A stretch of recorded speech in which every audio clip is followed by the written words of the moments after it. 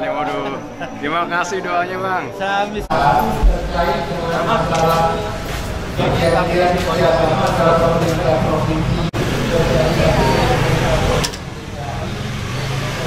Ya gitu juga apa. Pasos dan pasos turunan. Di sini terdaftar ada 21 bukti. Jadi diberikan ada 21.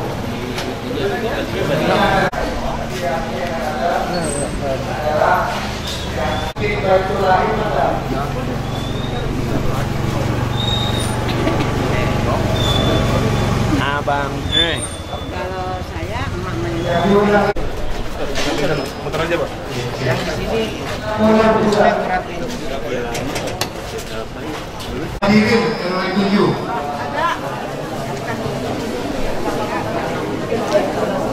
Kita Darussalam.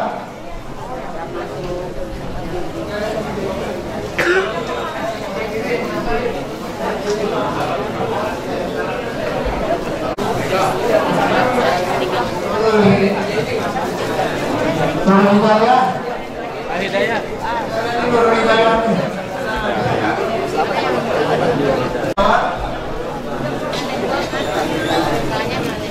Sabil Huda.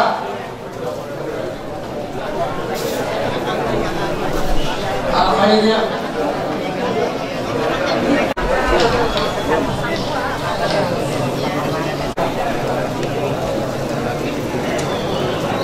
Al-Muhajirin RW 3.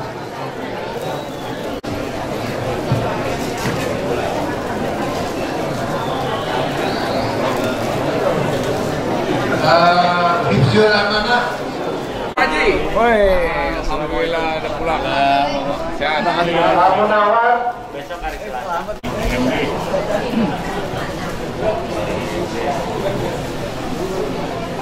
Baik, terima kasih.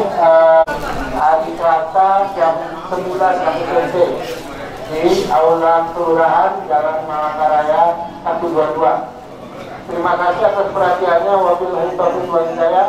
Wassalamualaikum. Al-Quran yang dibacakan oleh saya sendiri.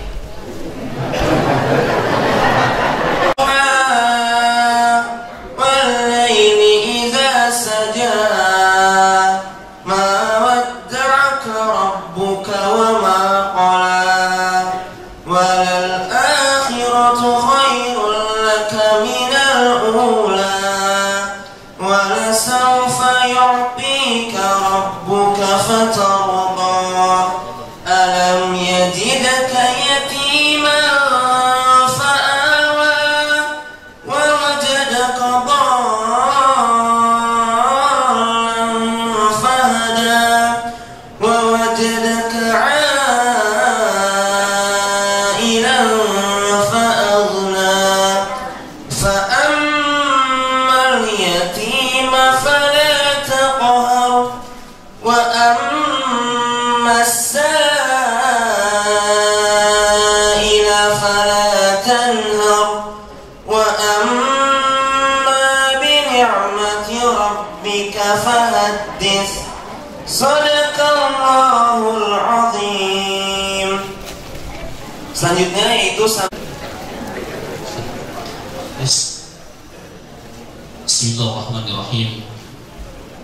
Assalamualaikum warahmatullahi wabarakatuh. Alhamdulillahilladzi anzala sakinata fi qulubil mu'minin liyazdadu imanan ma'a imanihim. Asyhadu an la ilaha illallah wahdahu la syarika lah wa asyhadu anna Muhammadan abduhu wa rasuluhu la nabiyya ba'dah. Allahumma sholli wa sallim ala hadan nabiyil karim nabiyina Muhammadin wa ala alihi wa ashabihi ajma'in, amma ba'd. Yang kami hormati guru kita Ustaz Dr. Haji Al-Fikri Nur Al-Sima, yang kami hormati Ketua Umum Forkomas beserta jajarannya, para Ketua RW 1 sampai 10 dan stafnya, anggota LMK RW 1 sampai 10, serta rekan-rekan Ketua DKM se-Makassari, baik Masjid Ada 3 hal yang ingin saya sampaikan kesempatan pagi hari ini. Pertama, kita sampaikan syukur kita pada Allah Tabaraka wa Ta'ala. Kesempatan pagi hari yang sejuk ini kita bisa kembali bermuajahat dalam agenda Kasuling Porkomas, yang alhamdulillah pada pagi hari ini kami Masjid Al-Khairiyah menjadi tuan rumah. Ahlan wa sahlan, selamat datang kepada jamaah sekalian yang sederhana ini. Salam dan salam tercurah kepada kedua kita Nabi besar Muhammad Sallallahu Alaihi Wasallam dan keluarga serta para sahabat dan kita sebagai umatnya yang tetap istiqomah saling bersama. Hadirin hadirat Bapak Ibu yang saya hormati, seperti baru kemarin Allah telah mendapatkannya. Hadirin rahimakumullah. Itu yang pertama. Yang kedua, ucapan terima kasih mungkin dari kami yang sebesar-besarnya pertama kepada segenap pengurus Yayasan Al-Khairiyah. Alhamdulillah, dan informasi Yayasan kami Al-Khairiyah sudah kembali aktif dengan susunan yang terbaik. Mohon semoga bisa bekerja dengan sebaik-baiknya. Rekan-rekan pengurus DKM, terutama juga kepada adik remaja yang pada hari ini luar biasa menjadi panitia inti dari semua acara ini. Seluruh Bapak Ibu sekalian yang hadir pada hari ini, insyaallah, dan berharap semoga kehadiran kita ini, pertemuan kita di sini akan selalu dapat limpahan rahmat dan maghfirah dari Allah Subhanahu wa Ta'ala, tentunya akan terus menjalin ukhuwah Islamiyah di antara kita. Dan Al-Khairiyah mohon dibukakan pintu maaf yang seluas-luasnya jika dalam penyambutan pelayanan kami masih ada hal-hal yang kurang berkenan di hati jamaah sekalian. Mungkin itu dari kami. Assalamualaikum warahmatullahi wabarakatuh.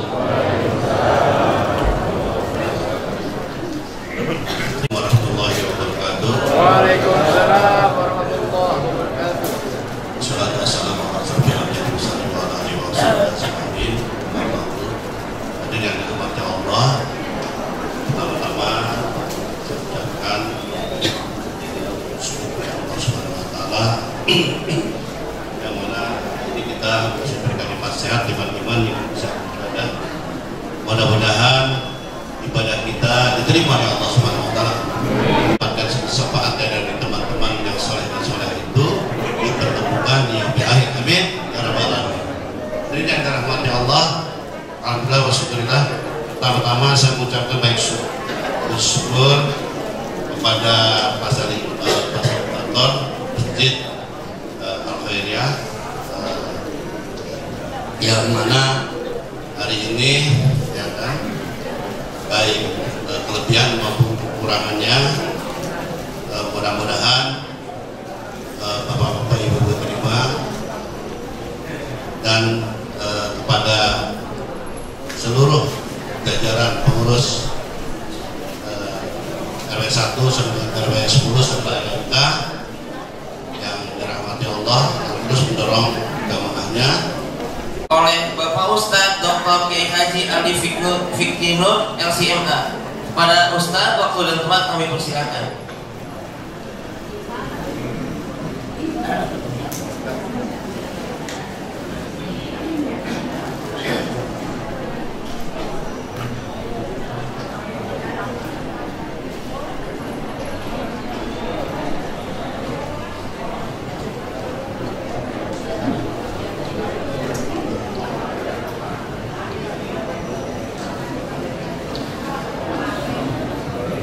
Assalamualaikum warahmatullahi wabarakatuh.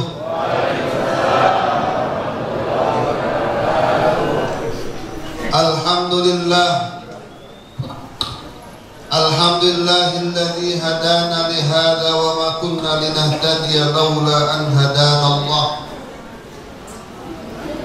Wassalatu wassalamu ala man arsalahu Allah lin-nasi basyiran wa nadhira wa da'iyan ila Allah bi'idnihi wa sirajan munira wa ala alihi wa sahbihi wa man sara ala darbihi wa ala kulli man ittaba'a hudahu ila yaumil qiyamah. Hadratal mukarramin wal muhtaramin yang sama-sama kita muliakan, Ustaz Barkah, Ketua DKM Masjid Al-Khairiyah, yang barusan menyampaikan kata sambutannya Bapak Haji Eman Sulaiman sebagai Ketua Korkomas, orang tua kita, guru kita Ustaz Sobri, Ketua DNI, para Bapak RW lingkungan RW 1 sampai 10, para Bapak Ketua LMK lingkungan RW 1 sampai 10, para Ketua DKM Masjid Musola se-Malakasari, ibu-ibu yang dirahmati Allah Subhanahu wa Ta'ala. Sungguh menakjubkan pemandangan di pagi hari ini. Enggak ada pembagian duit, enggak ada pembagian sembako, tapi ibu-ibu ngumpul di sini. Masya Allah. Apa yang ingin saya sampaikan sehingga merubah pikiran saya yang sebelumnya saya ingin menyampaikan tema tentang bersegera meraih rahmat Allah, sekarang malah saya ingin bercerita tentang keadaan orang-orang beriman melewati jembatan Shiratal Mustaqim pada hari kiamat. Mari kita lihat Al-Qur'annya, surah Al-Hadid, surah 57 ayat 12. Bismillahirrahmanirrahim. Yauma taral mu'minina wal mu'minat yas'a nuruhum baina aydihim wa bi aymanihim. Bushrakumul yawma jannatun tajri min tahtihal anhar khalidina fiha dzalika huwal fawzul 'azim. Allah mengatakan dalam Al-Qur'anul Karim bahwa nanti yauma, hai Muhammad, akan engkau lihat orang-orang beriman laki-laki dan orang-orang beriman perempuan nanti ketika mereka melewati jembatan Shiratal Mustaqim, yas'a nuruhum, akan keluar cahaya mereka baina aidihim, di depan mereka, wa bi aymanihim, dan di samping tangan kanan mereka ada catatan amal yang Allah berikan kepada mereka. Lalu Allah mengatakan, busyrakumul yaum, bergembiralah kalian pada hari ini, jannat, yaitu dengan surga yang Allah berikan kepada kalian yang mengalir di bawahnya sungai-sungai. Kalian kekal di dalamnya selama-lamanya. Itulah keberuntungan yang sangat besar. Bapak Ibu yang dirahmati Allah Subhanahu wa Ta'ala, diriwayatkan oleh Imam Ibnu Katsir dari imam-imam ulama-ulama, di antaranya Imam Dhahhak, nanti ketika manusia bangkit dari alam kubur, maka manusia itu ka'annahum jaradun muntashir muta'ina ila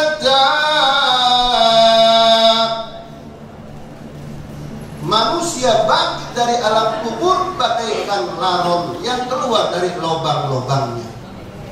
Ka'annahum jaradun muntashir muta'ina ila mereka semuanya keluar berhamburan menuju orang yang memanggil-manggil mereka, yaitu para malaikat. Lalu mereka dikumpulkan pada hari kiamat. Dan kata Imam Ad-Dhahhak, di saat itu tiada cahaya, karena memang dunia sudah gelap gulita. Matahari sudah tidak ada, bulan sudah tidak ada. Cahaya saat itu yang Allah berikan hanyalah cahaya yang datang dari Allah, dan cahaya pada hari itu yang akan menerangi mereka pada hari kiamat, termasuk melewati jembatan Siratal Mustaqim, kata Abdullah bin Mas'ud, sesuai dan seukuran dengan amalan-amalan mereka. Maka kalau ibu-ibu, bapak-bapak setiap hari rajin sholat, berangkat ke masjid, maka inilah yang akan menjadi cahaya yang menerangi langkah kita ketika kita melewati jembatan Siratal Mustaqim. Maka kata Abdullah bin Mas'ud, ketika manusia, orang-orang beriman hendak melewati jembatan Siratal Mustaqim, dan di saat itu tidak ada cahaya karena matahari sudah tidak ada, maka cahaya yang Allah berikan itu seukuran dan tergantung dengan amalan mereka. Faminhum man nuruhu mislul jabal, wa misluhum man nuruhu mislul nakhlah, wa minhum man nuruhu mislul rajulul qa'im, wa minhum man nuruhu fi ibhami yadfa marratan wa yattaqid marratan. Kata Abdullah bin Mas'ud, orang-orang yang beriman di saat itu ada yang cahayanya sebesar gunung. Nah ini dia, cahayanya sebesar gunung. Udah, sehingga ketika melewati jembatan Siratal Mustaqim, yang kata Rasulullah, kecilnya bagaikan rambut dibelah 7. Bu, ibu, rambut ibu kecil apa gede? Ya Allah, itu saya dulu waktu saya kecil, rambut dibelah 7, saya kira itu dongeng. Ternyata itu hadis Rasulullah, bahwa jembatan Siratal Mustaqim kecilnya seperti rambut yang dibelah 7. Udah rambut begitu tipis dibelah 7. Dan di saat itu gelap gulita, tidak ada yang melewati jembatan Siratal Mustaqim kecuali cahayanya tergantung dengan amalan mereka. Maka ada yang cahayanya sebesar gunung, dan yang kedua ada yang cahayanya sebesar pohon korma, dan yang ketiga ada yang cahayanya seperti seorang laki-laki yang lagi berdiri, dan yang keempat ada yang cahayanya Allah berikan fi ibhami, di jempolnya. Cuman cahaya cuman sejempolnya, kayak kita pakai senter. Bu, ibu jalan di sawah jam 2 malam, jam 12 malam, enggak ada lampu, kira-kira sampai ke tempat apa jatuh? Jalan di sawah jam 12 malam, enggak bawa senter, enggak bawa lampu, pasti masuk got. Maka nanti manusia, yauma taral mu'minina wal mu'minati yas'aluhum baina aydihim wa bi aymanihim. Maka cahaya orang beriman karena sholatnya, karena wudunya, karena amal solehnya, karena silaturahimnya, karena zakatnya, karena sodakohnya, karena sholat sunnahnya, puasa sunnahnya, sodakoh sunnahnya, itulah yang nanti akan menerangi setiap orang beriman ketika mereka melewati jembatan Siratal Mustaqim. Masya Allah. Lalu kata Imam Abdullah bin Mas'ud, ini yang aneh. Ada orang yang dikasih cahaya oleh Allah pada jempolnya, kayak kita megang senter, dia kecil. Yattaqid marratan wa yadfa marratan, yang sekali-kali mati, sekali-kali hidup. Kenapa? Karena sholatnya jarang-jarang. Akhirnya sholatnya jarang-jarang, subuhnya jarang-jarang. Kalau mau ke masjid, dia ke masjid. Kalau dia malas, dia malas. Akhirnya orang kayak begini, orang Islam kayak begini, nanti cahayanya kayak seukuran jempol. Oh, ya. Yang kadang-kadang mati, yang kadang-kadang hidup. Masya Allah. Ibu ya, bapak yang dirahmati Allah Subhanahu wa Ta'ala. Makanya baginda Rasul selalu memberikan nasihat kabar bergembira. Basyiril masya'ina bid-dhalam bin nurit tami yaumal qiyamah. Kabarilah kepada orang yang sering berjalan di kegelapan malam bahwa mereka akan diberikan cahaya yang sempurna oleh Allah Subhanahu wa Ta'ala. Bu, sholat yang gelap itu sholat apa, Bu? Maghrib udah mulai gelap, Pak Ustaz. Isya apalagi, subuh juga gelap. Bayangkan ini di Jakarta. Coba yang di pegunungan-pegunungan yang tidak ada cahaya, tidak ada lampu, yang hanya mengandalkan obor, betapa sulitnya orang berangkat ke musola, ke masjid yang tinggal di pegunungan karena belum masuk listrik. Bagaimana mereka berjalan pakai obor? Nanti pada hari kiamat juga demikian, gelap gulita. Lalu lihat lagi ayat berikutnya.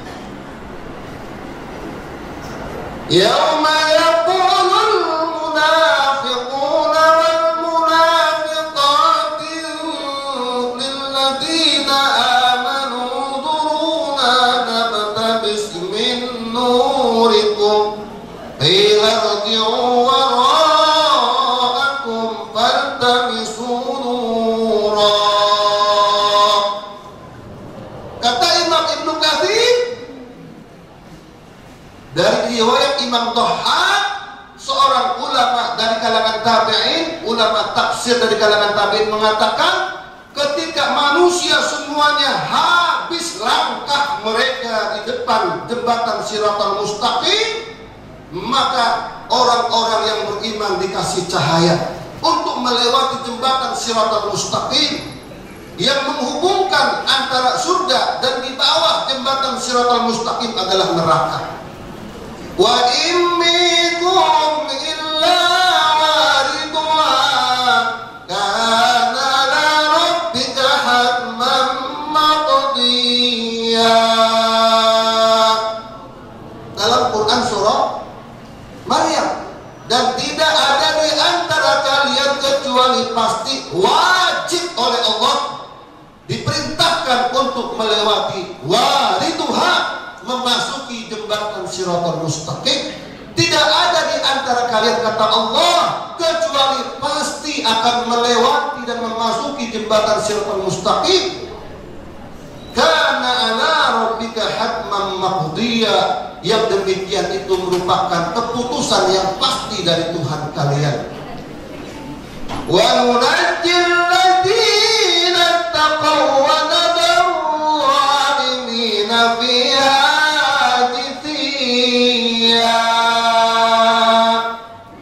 Lalu kami akan selamatkan orang-orang beriman, dan akan kami biarkan orang-orang zalim, orang-orang munafik, apalagi orang-orang kafir, mereka akan jizyah, berlutut di saat itu karena tidak bisa melewati jembatan Shiratal Mustaqim. Jadi yang akan diselamatkan oleh Allah pada hari kiamat melewati jembatan Shiratal Mustaqim. Setelah kita semua nanti mati, kita semua akan mati. Pak Camat mati, Pak Presiden mati, Pak Gubernur mati, orang kaya mati, raja-raja mati, ibu-ibu mati, saya juga mati. Semua akan mati. Dan nanti kita akan hidup mengalami kehidupan yang kedua, yaitu kehidupan di alam akhirat. Nah, Bapak Ibu yang dirahmati Allah, lalu bagaimana, kata Imam Dhahhak, sehingga ketika mereka sampai di depan jembatan Shiratal Mustaqim, maka orang-orang yang beriman dikasih cahaya, dan itu sesuai dengan amalan mereka, dan itu sesuai dengan respon mereka. Makanya ulama selalu memberikan nasihat, qum ila sholati mahta sami'tan nidawa mahma kanat turuq. Bangkitlah Anda menuju sholat kapan mendengar kumandang azan, dan apapun kondisimu, tinggalkan pekerjaanmu, anakmu, istrimu. Kalau sudah dengar kumandang azan, berangkat ke masjid. Ya Pak. Tapi kadang-kadang kita ngomongnya Allahu Akbar, hayya 'alas shalah, masih nonton di depan televisi. Padahal Allahu Akbar, Allah Maha Besar.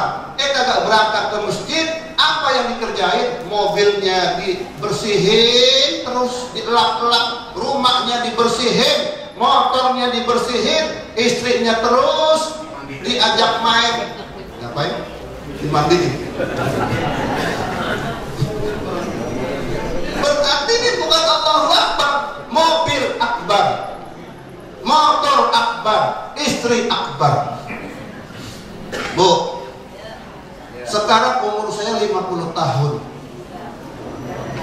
51 tahun, kelahiran 71.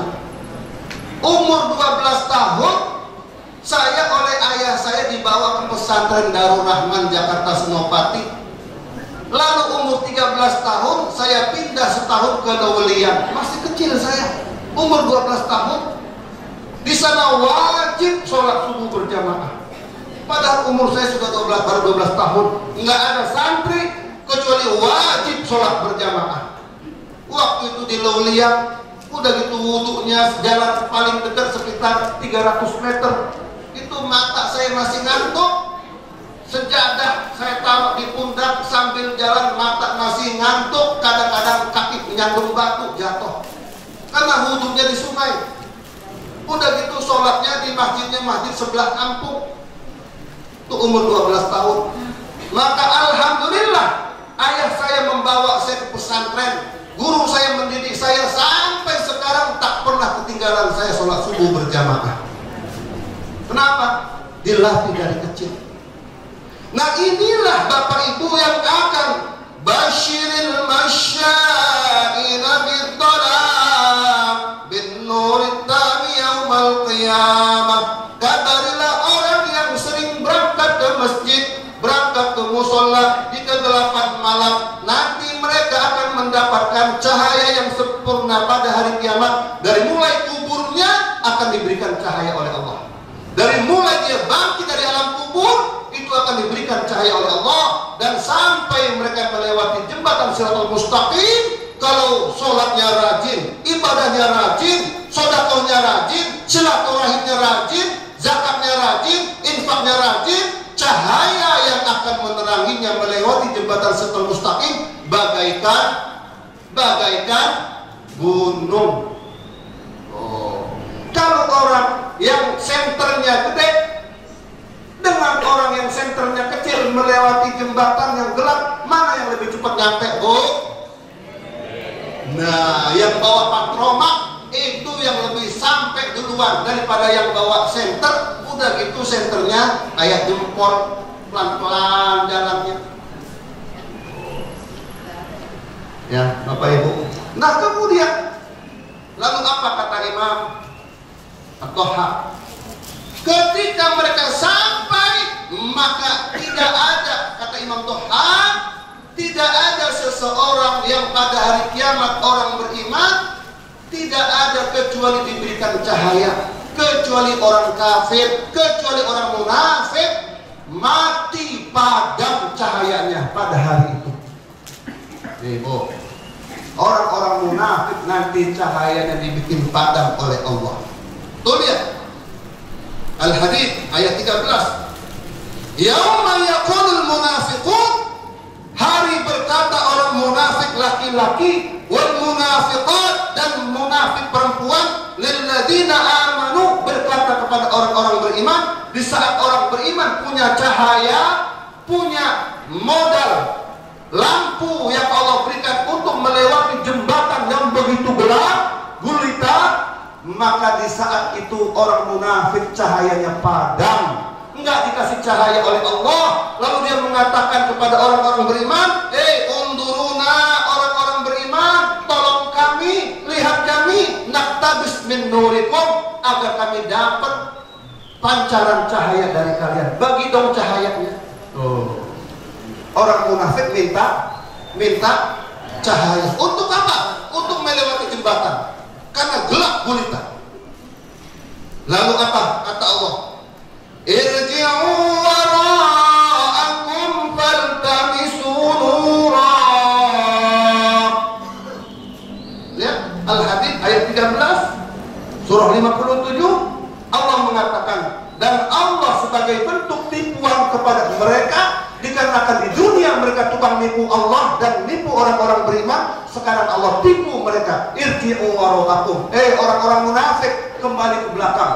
Faltamisu nuran, itu di belakang ada lampu, ada cahaya, cari di belakang. Malaikat mengatakan demikian sebagai apa? Sebagai penghinaan kepada mereka, pelecehan kepada mereka, dikarenakan dahulu di dunia mereka suka melecehkan Allah dan melecehkan orang-orang beriman. Diganti oleh Allah, dikarenakan melecehkan, sekarang di akhirat Allah lecehkan. Faltamisu nuran, di belakang ada lampu, ada cahaya. Qila ji'u wara'akum, lalu mereka lari ke belakang orang-orang munafik. Lalu bagaimana? Faduriba bainahum bisur lahu babun batinuhu fihi rahmah wa zahiruhu min qibalihi al-'adab. Setelah mereka lari nyari ke belakang, nyari lampu, pas mereka udah balik, mereka ternyata sudah dikunci dengan pagar. Di situ ada pagar-pagar. Faduriba bainahum bisur, dipasanglah di hadapan mereka, di antara mereka oleh Allah bisur, pagar. Babun lahu babun, yang memiliki pintu. Batinuhu fihi rahmah, yang disangka di dalamnya ada kasih sayang, ada cahaya, ada pertolongan dari Allah. Tapi wa zahiruhu min qibalihi, padahal kelihatan yang nampak aslinya adalah tempat tersebut adalah neraka. Mereka akan diazab oleh Allah Subhanahu wa ta'ala. Ini orang-orang munafik. Siapakah orang-orang munafik? Gampang cirinya. Apa ciri orang munafik? Gampang. Wa idza qamu ila sholati qamu kusala yura'una an-nas wa la yadhkuruna Allah illa qalila. An-Nisa ayat 143, 140, 42, 41, 42 sampai 45 itu bercerita tentang orang munafik dalam Quran surat An-Nisa. Siapakah orang munafik?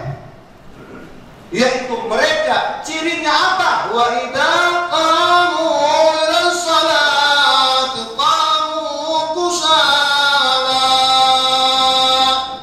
Mereka jika berangkat menuju masjid, sholat berjamaah, qamu kusala, berangkatnya malas.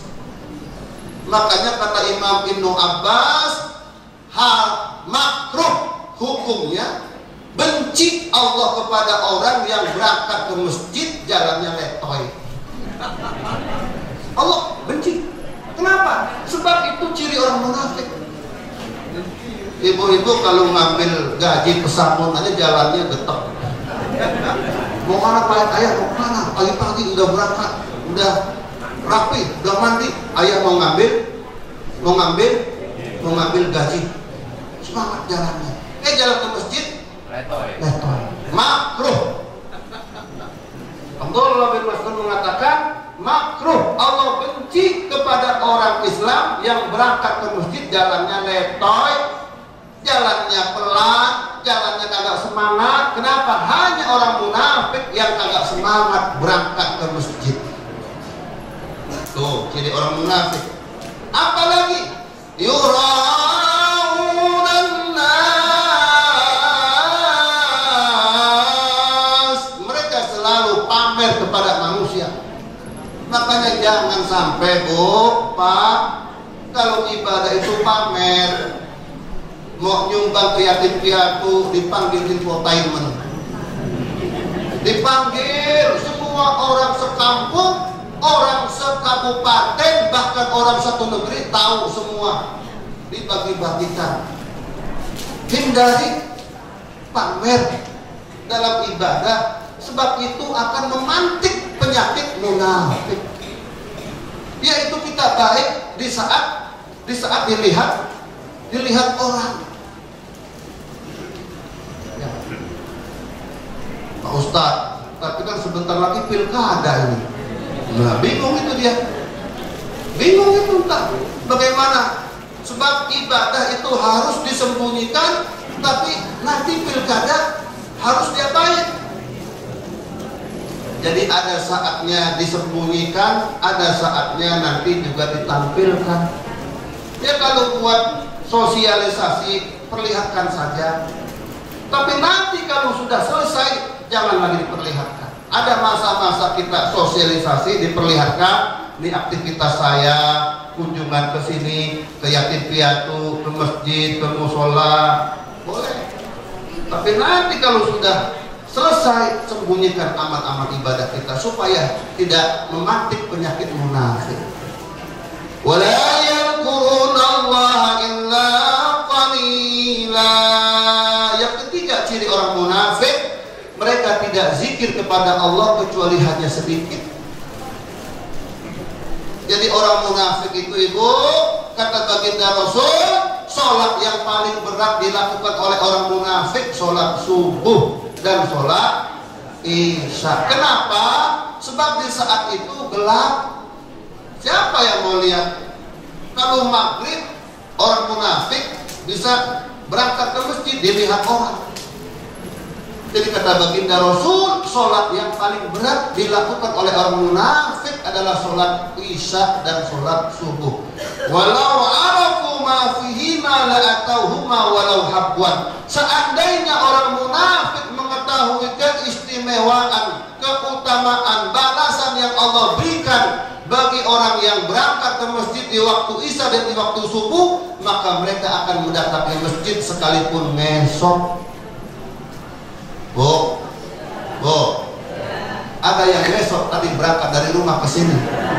Enggak ada tuh, enggak sampai ngesok.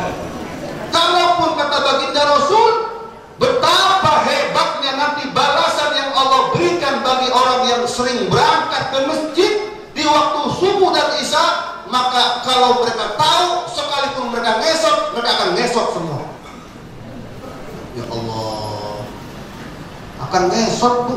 Tahu ngesok bu? Maksudnya jalan menuju masjid akan sambil ngesok akan dilakukan. Kalau seandainya mereka tahu digambarkan nanti keadaan pada hari kiamat. Ibu ya.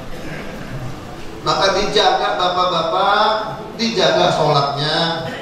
Itu yang diwasiatkan Rasul. As-sholah, as-sholah, as-sholah. Menjelang mati, menjelang wafat, baginda Rasul berwasiat, umatku as-sholah, jagalah sholat, jagalah sholat, jagalah sholat. Apapun kondisimu, ketika kamu sehat berangkat ke masjid, kenapa? Lihat dalam Al-Quran surah Al-Falaq. Yawma yud'auna ila sujudi fala yastati'un khasyiatan absaruhum tarhaquhum dhillah wa qad kanu yud'auna ila sujudi wa hum salimun. Nanti pada hari kiamat Allah menyeru, memanggil kepada manusia ila sujud. Manusia diperintahkan sujud di hadapan Allah. Fala yastati'un. Ternyata ada sekelompok orang yang tidak bisa sujud. Kata Imam Ubay bin Ka'ab, tiba-tiba sekelompok mereka yang dahulu di dunia di saat kumandang azan tidak mau sujud, padahal mereka sehat walafiat, nggak sakit, tapi nggak mau berangkat ke masjid, nggak mau sholat berjamaah. Tiba-tiba badan mereka kayak robot. Fala yastati'un. Ubay bin Ka'ab mengatakan la yastati'un, badan mereka apa nih Pak? Enggak bisa, kaku badan mereka. Fala yastati'un. Ternyata ada sekelompok manusia, kata Imam Ibnu Katsir, manusia macam ini adalah orang-orang munafik yang jarang berangkat ke masjid, yang jarang sholat, berjumpa dengan saudara-saudaranya di masjid. Tiba-tiba sekelompok orang tersebut badannya kaku. Fala yastati'un khasyiatan absaruhum. Tiba-tiba wajah mereka penuh rasa takut. Tarhaquhum dhillah, dirundung rasa kehinaan. penghinaan dan rasa penyesalan. Wa qad kanu yad'una ila sujudi wa hum salimun. Kenapa? Dikarenakan mereka dahulu ketika di dunia dipanggil hayya 'alas shalah, rapat terus. Ini kerjaan orang munafik. Hayya 'alas shalah. Pokoknya dia nggak nikmat kalau sujud di hadapan Allah. Ini ada mau habis baterainya. Dia nggak merasa nikmat berada di hadapan Allah. Sedikit sekali zikir mereka kepada Allah pun kalau berangkat ke masjid mereka malas. Wa qad kanu yad'u, dikarenakan dahulu mereka telah diseru oleh Allah untuk sujud di hadapannya, wa hum salimun, padahal mereka sehat walafiat, tapi mereka tak kunjung berangkat ke masjid. Nanti pada hari kiamat badan mereka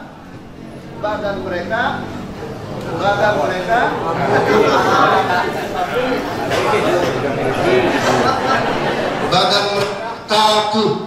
Kembali lagi ke sini dah.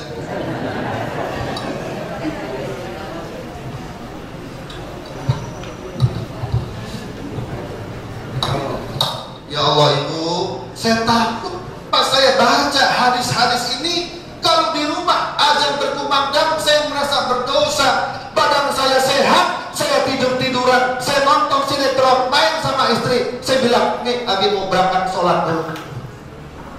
Baginda Rasul tak pernah menunda-nunda sholat. Hayya 'alas shalah.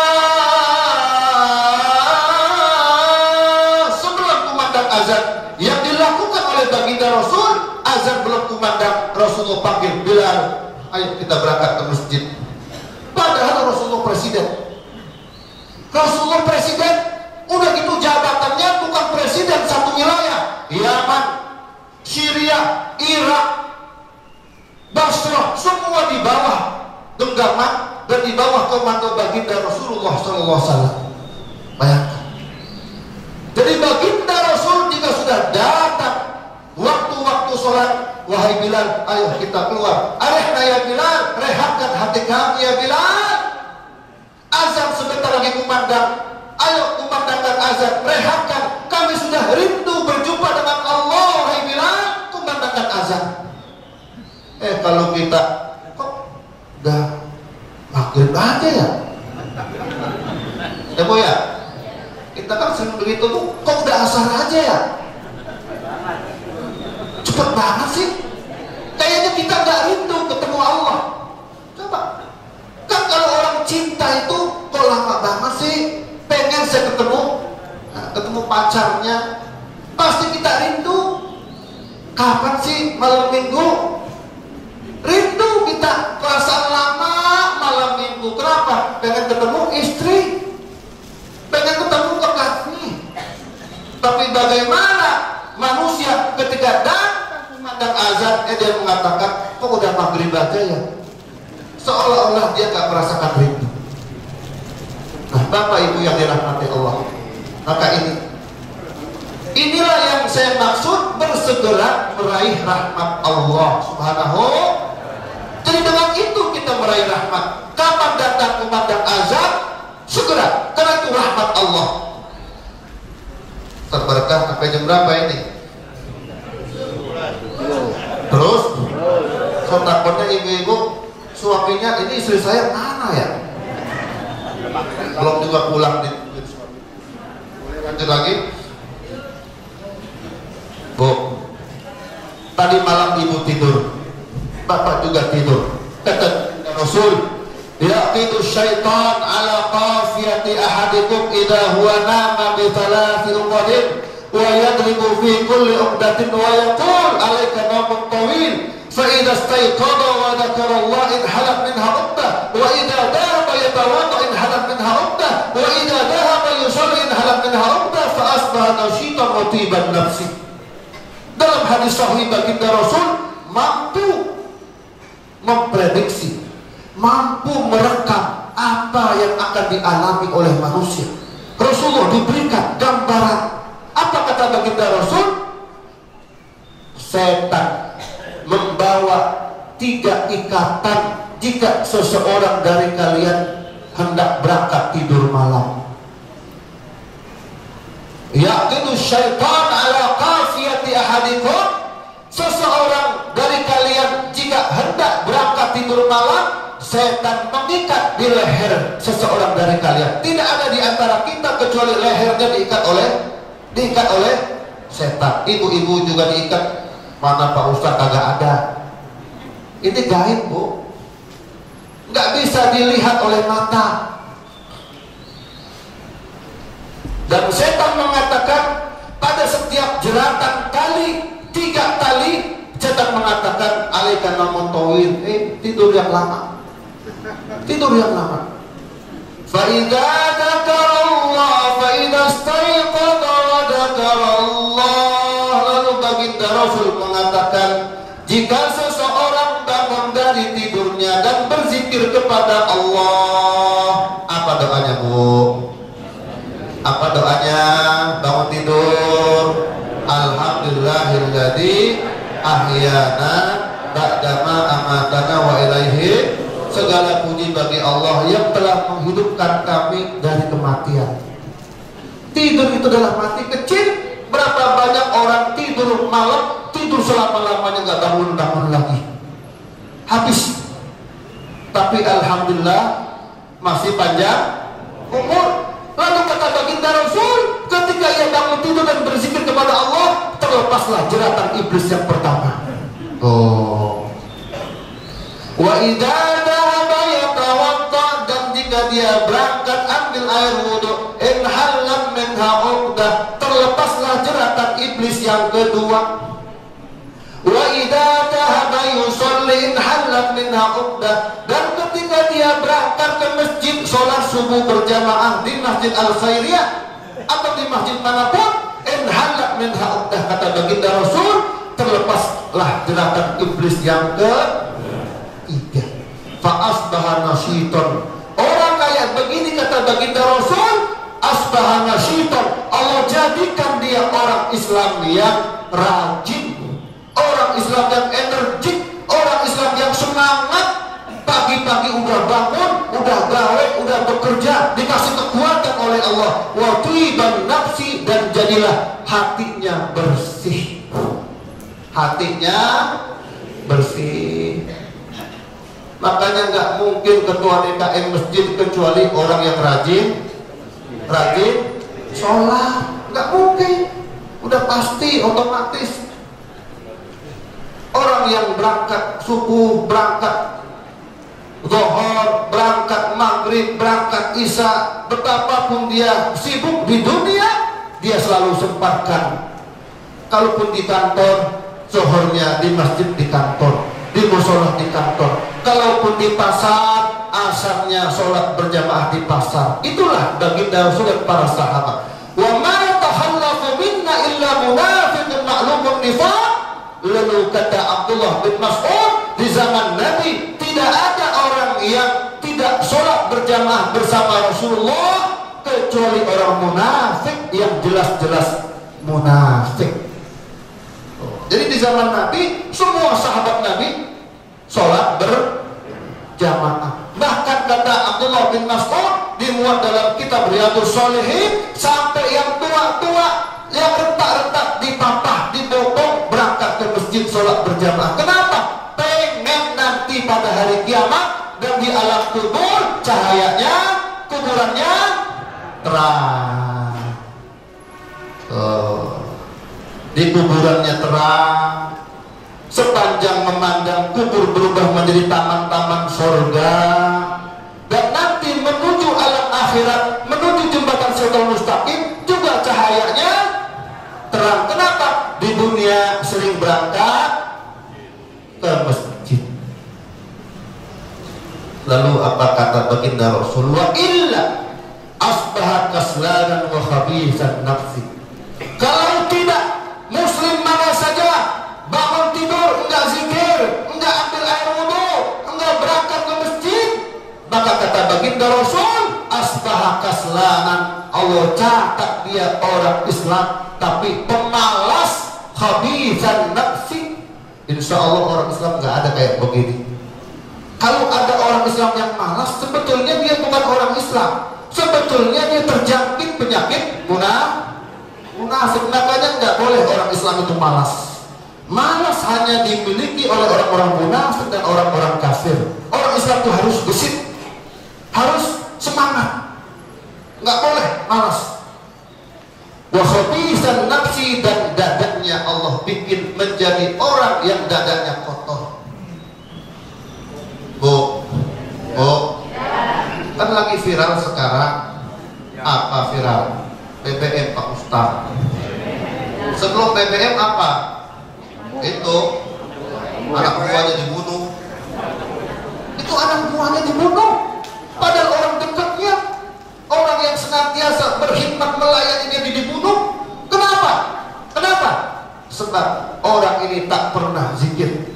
Orang ini tak pernah bangun sholat subuh, dan orang ini tak pernah ambil air wudu. Siapa orang yang tak zikir kepada Allah, tak ambil air wudu, tak sholat, maka Allah catat dia sebagai orang yang hatinya bengis, kejam, keji, tak punya rasa kasih, tak punya rasa beri kemanusiaan kepada manusia. Kenapa? Wa may yashwa dzikri rahman nuqayyid lahu syaitana fahuwa lahu qarin. Siapa orang yang malas berzikir kepada Allah, siapa orang yang lalai dari berzikir kepada Allah, nuqayyid lahu syaitana. Dalam Al-Quran Allah mengatakan, akan kami berikan kepadanya setan, fahuwa lahu qarin, lalu setan akan menjadi temannya. Kata Buas, dia bukan lagi temannya setan, dia udah berubah jadi setan. Oh, tapi berbentuk manusia. Jadi gampang itu aja. Jadi anak kita kalau pengen, kamu nanti ayah meninggal, ibu meninggal, nanti kamu hidup sendirian sama adik kamu, sama abang kamu. Yang hanya akan menyelamatkanmu hanyalah ibadahmu. Maka ibu-ibu harus pesan sama anaknya, kapan datang kumandang azan, matikan HP. Saya 10 tahun Ustaz Sobri di Pakistan. Ustaz Sobri ya, Pak Tobri. Berapa kali saya ketemu beliau, orang tua kita alhamdulillah masih umur panjang. 10 tahun saya di Pakistan. Setelah dari pesantren Darul Rahman oleh kiai saya Alif Fikri, kamu berangkat ke Pakistan, kuliah di sana, karena ijazah saya alhamdulillah jayyid jiddan. Oleh kiai saya yang boleh keluar negeri, yang ijazahnya mumtaz dan jayyid jiddan. Lalu 10 tahun saya di Pakistan. Aneh bu di Pakistan. Hayya 'alas shalah. Kalau sudah hayya 'alas shalah di Pakistan itu orang yang lagi pada main bola berhenti main bola. Supir-supir, taksi-taksi, kalau sudah hayya 'alas shalah, radionya dimatiin, TV-nya dimatiin. Itu di Pakistan. Kenapa? Khawatir nanti kalau datang memandang azan, masih dia main bola, masih nonton TV, dengerin musik, maka khawatir orang tersebut nanti orang yang Allah butakan matanya, butakan telinganya, butakan hatinya. Kenapa? Sebab orang ini tidak ingat panggilan Allah, lebih mendengarkan musik, lebih menonton film, lebih main bola. Maka orang kayak begini khawatir nanti dia akan Allah catat sebagai orang-orang yang hatinya dibutakan oleh Allah. Itulah yang kata Tipu, bermata tapi tak melihat, ya bu ya, bertelinga tapi tak mendengar, berjalan tapi tak terarah. Begitu. Semoga kita terhindar dari hal-hal sedemikian. Semoga kita terhindar dari sifat sedemikian. Bermata tapi tak melihat, bertelinga tapi tak mendengar, telinganya tidak mau digunakan mendengarkan azan, telinganya tak mau digunakan mendengarkan Al-Quran,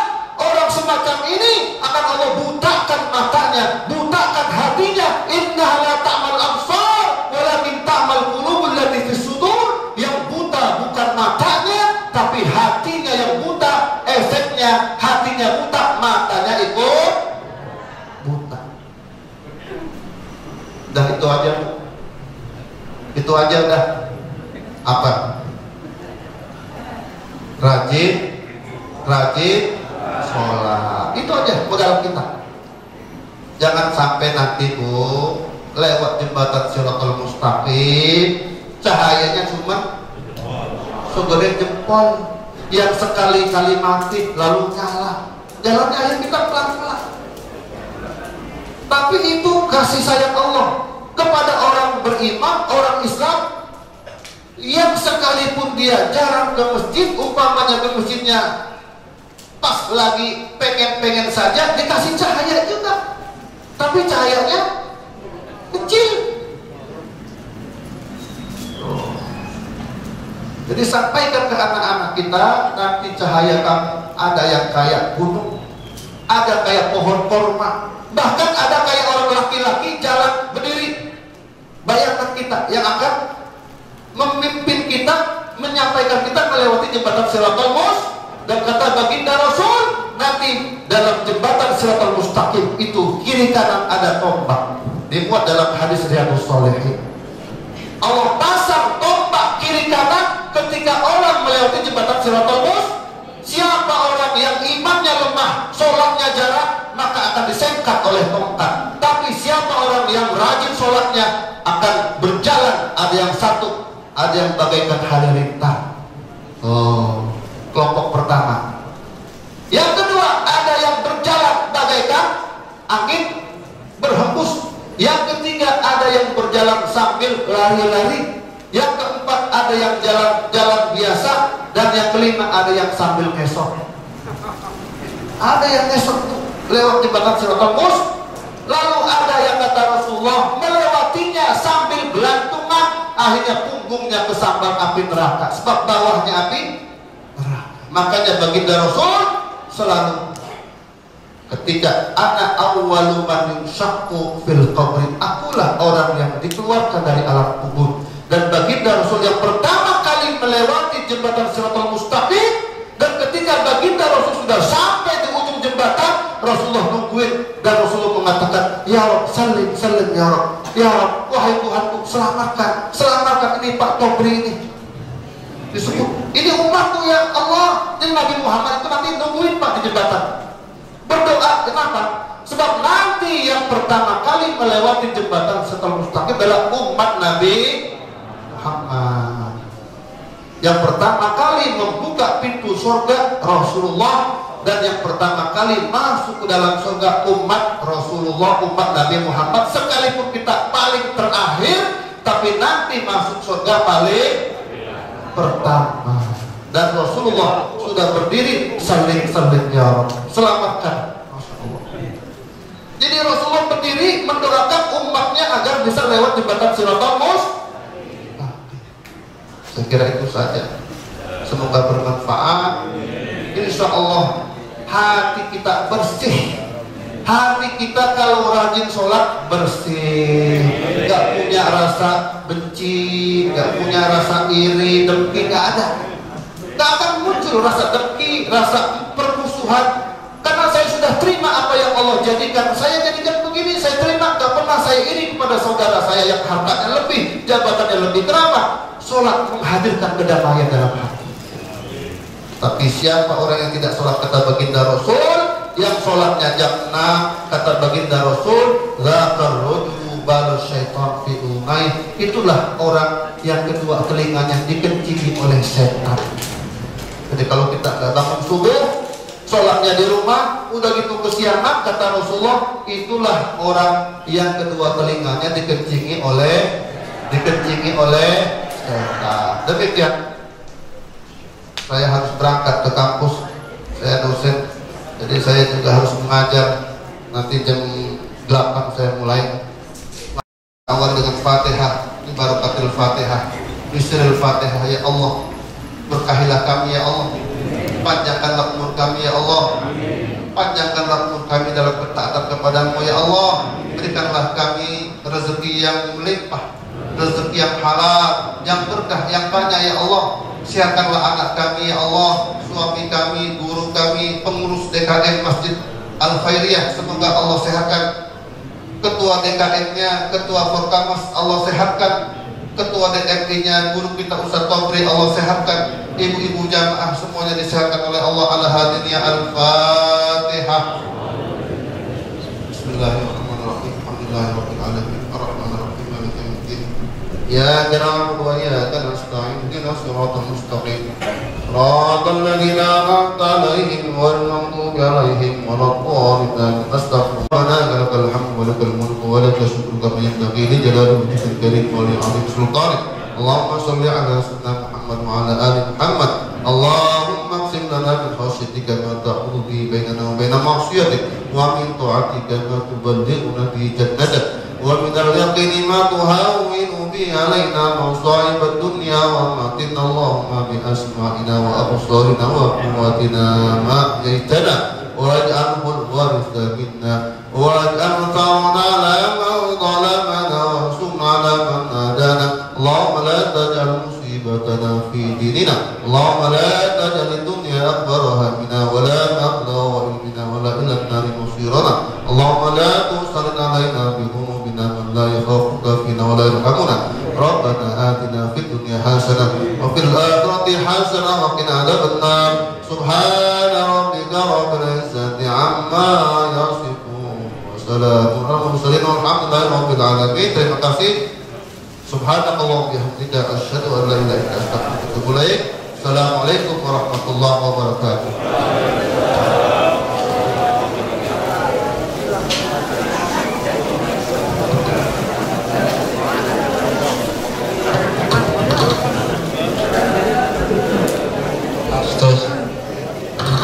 Terima kasih kepada Bapak Kiai Haji Ali Fikri Nur, Bapak Ibu jamaah yang dirahmati Allah Subhanahu wa taala. Tibalah kita memasuki acara tahiyat.